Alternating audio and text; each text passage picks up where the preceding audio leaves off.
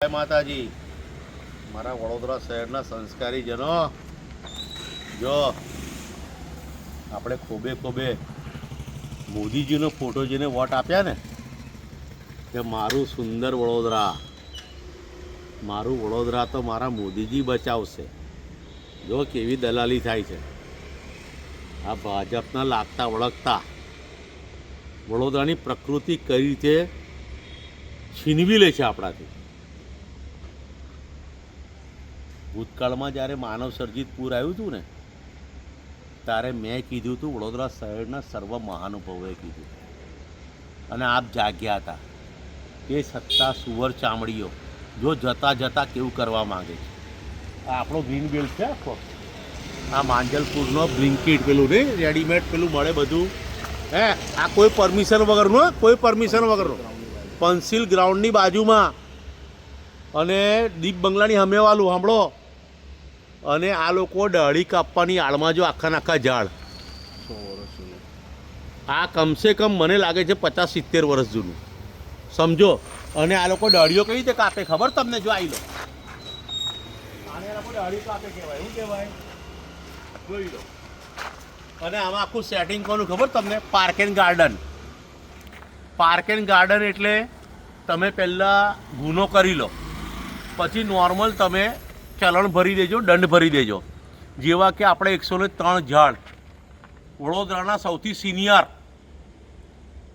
ઇન્દુમતી પેલેસના ઝાડ. ઇન્દુમતી પેલેસમાં એટલે આપણા ગાયકવાડ સાહેબે જે ઝાડ ઉછેર્યા હતા ને એ સમગ્ર વિશ્વમાં નોંધ લેવાય છે. ચંદન ભલે આખા ગુજરાતમાં કોઈ જગ્યાએ નહીં હોય, વડોદરામાં હતા. અને આ જ પાર્ક એન્ડ ગાર્ડનના દલાલોએ, વીરપ્પનોએ એ ઝાડને નામશેષ કરવાનો પૂર્ણ પ્રયાસ કર્યો. એમએસમાંથી ગાયબ કર્યા એમની. તે છતાં ગુનો નહીં નોંધાયો. હા, આ લોકોને એટલે આ લોકોને ખબર છે ગુનો કરતાં પહેલાં દંડ કેટલો, એટલે ગુનો કરી લો પછી દંડ ભરી દેજો. 103 ઝાડ કપાયા ને તો ગુનો કેટલો બને ખબર તમને? 1.25 લાખ રૂપિયાનો. વિચારો કે એક સામાન્ય વ્યક્તિનું મૃત્યુ થાય ને તો એની પર મર્ડરનો ગુનો થાય. આ આપણા ઝાડ છે ને, જે આપણા પૂર્વજ કહેવાય. આ જોઈ લો, આ પૂર્વજ ઝાડ. અને આખું આ જો આ તમે શેડ જોઈ લો અંદર જઈને. આની અંદર કોઈ પરમિશન નથી. હા, કોઈ પરમિશન નથી. પણ આ છે ને આ ભાજપના લાગતા વળગતા, જેને આપણે ખોબે ખોબે વોટ આલ્યા હતા ને એ લાગતા વળગતા. કાકા આનું કનેક્શન ગાંધીનગર પાસે હશે, આપણા ભૂપેન્દ્ર કાકા પાસે હશે, હર્ષ સંઘવી સાથે હશે, CR પાટીલ સાથે, કદાચ અમિત શાહ સાથે હોય, આનંદીબેન સાથે હોય.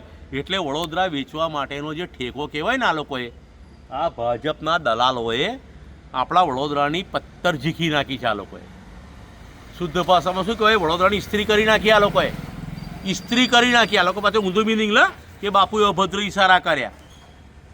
ઇસ્ત્રી કરી નાખી વડોદરાની.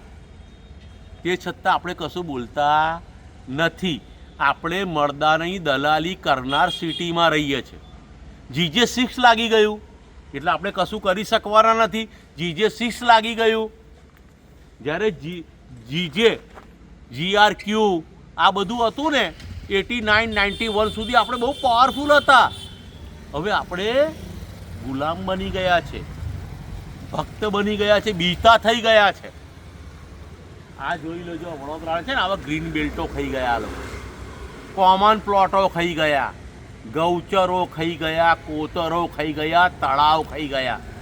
વડોદરાવાળા, તમને આજે રોજને શરદી થાય છે ને એ પોલ્યુશનની એલર્જી છે. આપણે જેને બીમારી સમજીએ છીએ. આપણે આ ભાજપના અમુક લુખ્ખાઓએ આપણી ભાજપની દલાલી કરી અને વડોદરાની જનતા સાથે છેતરપિંડી, વિશ્વાસઘાત કર્યો. મંગેશ જયસ્વાલ ફોન નથી ઉઠાવતો, સુધીર લિંબાચિયા ફોન નથી ઉઠાવતો, કોઈ ભાજપનો લાગતો ઓળખતો ફોન ઉઠાવતો નથી. કારણ કે કોઈ આકાએ સેટિંગ કર્યું છે. હું તો મરતા સુધી લડીશ. અને જે નાગાર્જુન જેવા દલાલો છે ને નવતમના ખાસ, એ મારા વિરુદ્ધ બોલશે, એમને તો પરમ દિવસે બતાવીશ. એ બી ફોન નહીં ઉઠાવતો કારણ કે હું તો તોડ પાણી કરું છું ને કોર્પોરેશનની બાદ. હું તો મગરો મારા કહેવાથી આવે, બધા માટે લડું, એટલે આ લોકોની હેસિયત નાગાર્જુન જેવા નવતમના પેલા દલાલો જે મને કહી જાય, આ મારું અપમાન નથી, વડોદરાના અવાજનું અપમાન છે. જો હું તો જીવીશ ત્યાં સુધી લડીશ, મારા મૃત્યુ પછી કોઈ બેસલામાં ના આવતા તમે. આ લોકોએ સાચા લડનારના કેરેક્ટર સામે આંગળી ઉઠાઈ છે. હું તો જીવીશ ને એને જવાબ આપીશ પરમ દિવસે. મારે તો 55 વર્ષ થઈ ગયા. મરવાનું તો ઉપરવાળો નક્કી કરે છે. ઉપરવાળો આપણું નક્કી કરે છે ક્યાં મરવાનું છે. પણ હું ભાથી ખત્રીનો સીધી લીટીનો વારીસ છું, મહારાણા પ્રતાપનો સીધી લીટીનો વારીસ છું, વીર શિવાજીનો સીધી લીટીનો વારીસ છું. હું ક્ષત્રિય છે. વડોદરા માટે આપણે કોઈ અહેસાન ચૂકતે કરી શક્યા નથી. આપણે જીવતા વડોદરાને કંઈ આપી શક્યા નથી. વડોદરા પાસેથી આપણે બધું બહુ લીધું. વડોદરાવાસીઓ હવે તો જાગો. આ ભાજપના અમુક ભળવાઓની દલાલી ક્યાં સુધી કરીશું? હવે વડોદરાવાલા 10 તારીખે આ લોકોનું પિક્ચર પતી જવાનું છે, પછી આપણે જાગવાના છે કે મોદીજીનો ફોટો જોઈને આ લોકો આપણને છેતરી ગયા. મોદીજી વડોદરા નથી આવતા. અમિત શાહ ફક્ત આરતી કરવા આવે. આનંદીબેન એવું કે અમને તો આવું ના ફાવે. તો અમે તમારા ગુલામ છે? તમે લોકોએ શું કર્યું વડોદરા માટે? ફક્ત કરોડોના ગ્રાન્ટો આપીને ભાજપના લાગતા ઓળખતા ખાઈ ગયા. 5 રૂપિયાનું સમોસું 25 રૂપિયામાં ખવડાવી ગયા.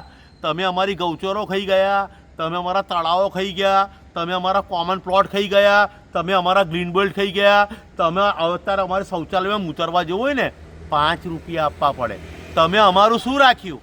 તમે ફક્ત મોદીજીના નામ પર અમારી સાથે વિશ્વાસઘાત કર્યો છે. આ વડોદરાની જનતા તમને માફ નહીં કરે. આવશે ને 2027માં અમે મોદીજીને હાચવી લઈશું, ભૂપેન્દ્ર પટેલને હાચવી લઈશું, પણ અમે તમને લુખ્ખાઓને છોડીએ નહીં. આ જોઈ લો તમે, અમારા સમગ્ર પીપળા વડ, અમારા સમગ્ર કુદરતી સંપત્તિ તમે છીનવા બેઠા છો. તમે ભાજપના નામ પર કલંક છો. વડોદરા તમને માફ નહીં કરે. જય માતાજી.